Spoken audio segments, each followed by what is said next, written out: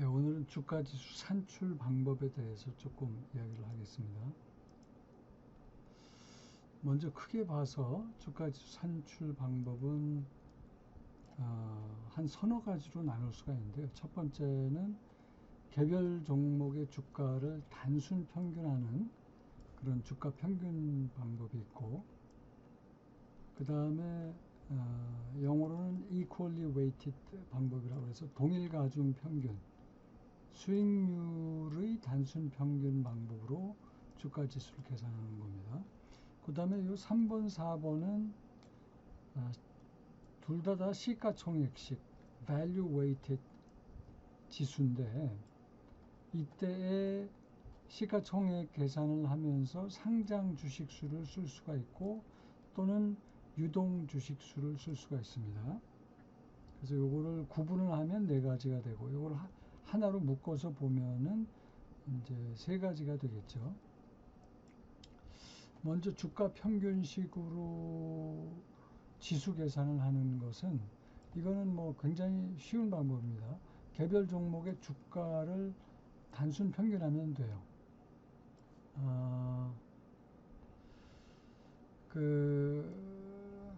뭐 과거에 우리나라 그 주가 지수 코스피 이전에 한국 종합주가 지수를 이런 방법으로 썼다고 하는데, 지금은 이런 식으로 지수 계산을 하는 게 미국 다우 지수가 있고요. 그래서 다우존스 30 그러면은 업종별로 미국 주시장을 대표하는 30개 종목을 합해서 나누기, 그 주가를 30개를 합한 다음에 나누기 30 하면 되는 거예요.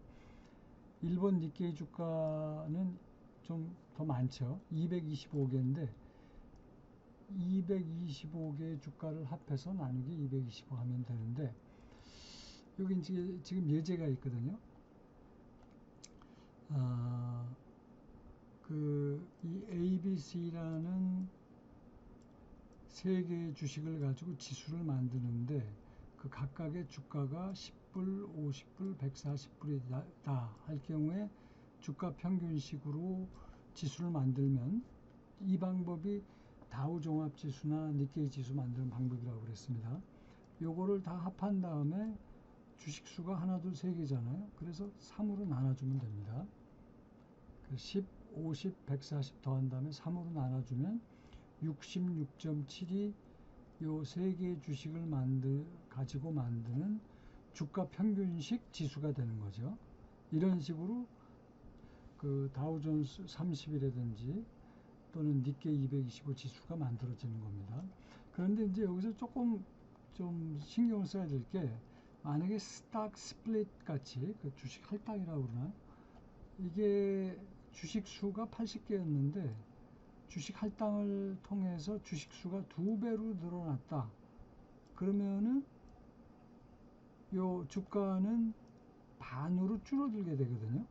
이런 경우가 있을 때 처리는 그러면 어떻게 하느냐?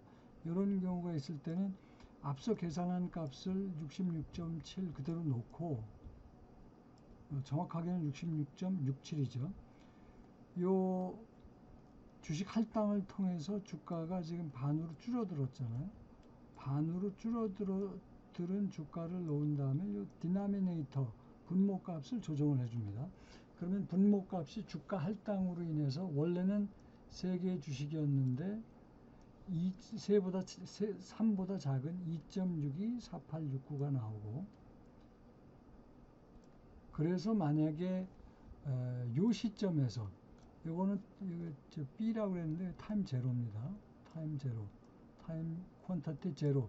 그래서 요 두 개는 타임 제로 시점의 주가와 수량이고, 요거는 타임 원 시점의 주가와 수량인데, 요거는 이제 그렇게 해서 분모값을 조정해 준 것의 그 스탁 스플릿이 일어난 다음에 주가란 말이에요. 그래서 15, 25, 150을 해준 다음에 분모값은 똑같이 우리가 앞서 계산했던 2.624865를 쓰면 지수가 72.38이 나오죠. 그러니까 스탁 스플릿이 있을 경우는 조금 뭐 복잡하지만 하여튼 이런 조정을 해주는 것이 주가 평균식 지수 계산 방법이다.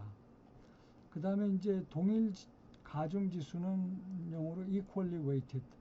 그래서 이거는 수익률을 단순 평균한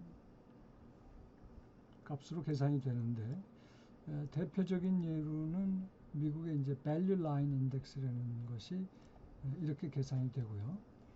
그 다음에 이제 시가총액식이라고 해서 상장 주식 수를 가중치로 해서 시가총액 계산하는 거죠. 이 상장 주식 수를 가중치로 계산해서 시가총액을 계산하고 이런 방법으로 지수 계산하는 그 최초의 지수가 S&P 500 지수입니다.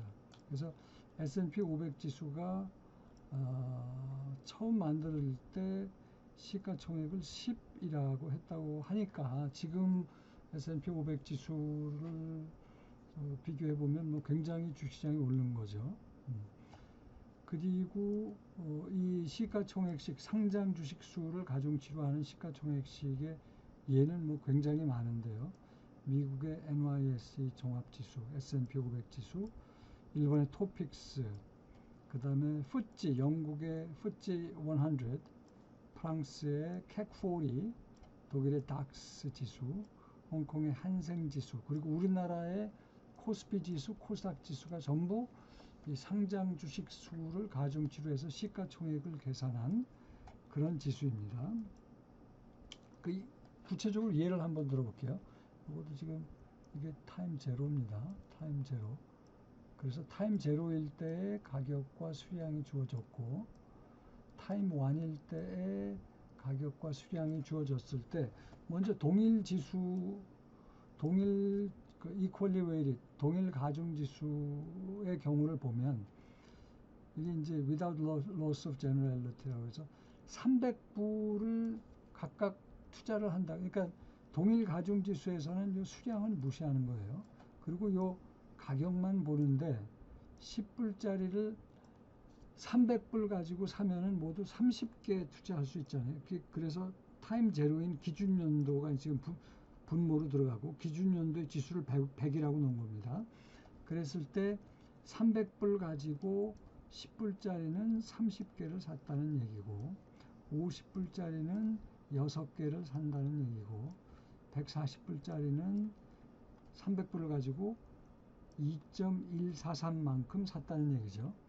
요것이 기준 연도의 지수값이고, 타임 제로에. 타임 1의 지수값은 그 앞서 구한 300불을 가지고 살 수 있는 수량 36, 2.123을 그대로 사용을 하는데, 이제 여기서는 스탁 스플릿이 있었던 거죠.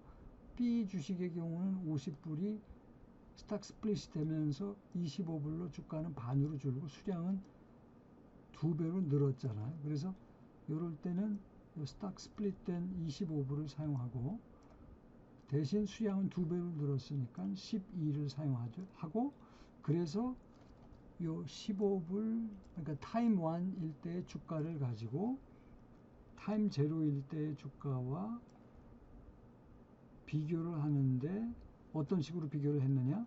300불을 가지고서 각각의 주식을 몇 개 살 수 있는지를 보고 그 값을 참조로 비교를 했더니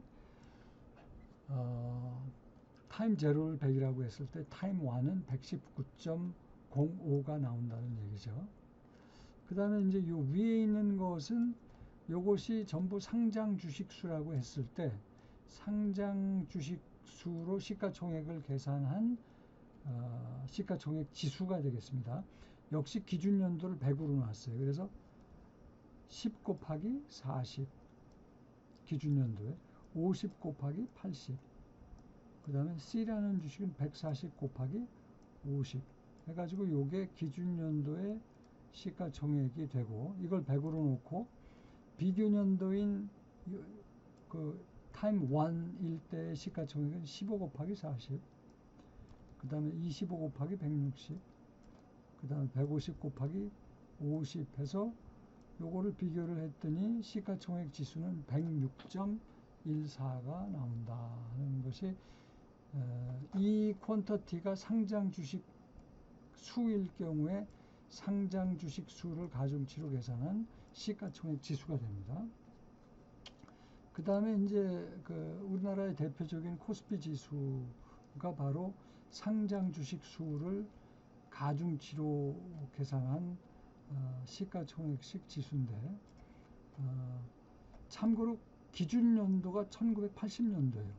이때의 지수를 100으로 놓고, 그러니까 분모에 1980년도에 그 상장 주식 수를 가중치로 시가총액을 계산한 거죠. 그리고 비교 연도가 이제 분자로 들어가고 곱하기 100을 해주면 되는데, 시가총액은 상장 주식수 곱하기 주가다. 오늘이 9월 4일인데요. 2020년 9월 4일 현재 80년도에는 기준지수가 100이었던 것이 오늘 오전 중에는 조금 주가가 빠졌음에도 2359 정도에서 코스피 지수가 움직이고 있습니다. 그래서 단순히 지수만 보면은 뭐 2000% 이상의 수익률을 40년간 기록했다고 볼 수 있죠. 일견 40년 동안 물가 상승률 등을 비교했을 때 큰 수익이라고 볼 수 있지만, 미국의 주가 상승률과 비교하면 상당히 적게 오른 겁니다. 그 다음에 이제 똑같은 시가총액식인데 상장 주식수가 아니라 유동 주식수를 가지고 시가총액 계산을 할 수가 있습니다. 그렇게 계산한 지수가 이제 요새 만드는 지수들은 전부 상장 주식수가 아니라 유동 주식수를 가중치로 활용을 합니다. 그 이유는 이제 파생상품 시장, 뭐 ETF 등등의 성장과 함께 시장 상황을 좀 보다 정확하게 반영한 지수를 만들어야 된다는 어떤 필요에서 상장 주식수 대신에 유동 주식수를 활용하는 건데요. 실제로 상장 주식 중에 상당 부분은 거의 거래가 안 되는 대주주의 지분 같은 것들이 포함이 되어 있거든요. 그래서 이런 주식들은 시장 수급에 영향을 주지 않기 때문에 이런 것까지 상장 주식 수를 가지고 시가총액 계산을 하면 이 지수가 왜곡될 가능성이 있다.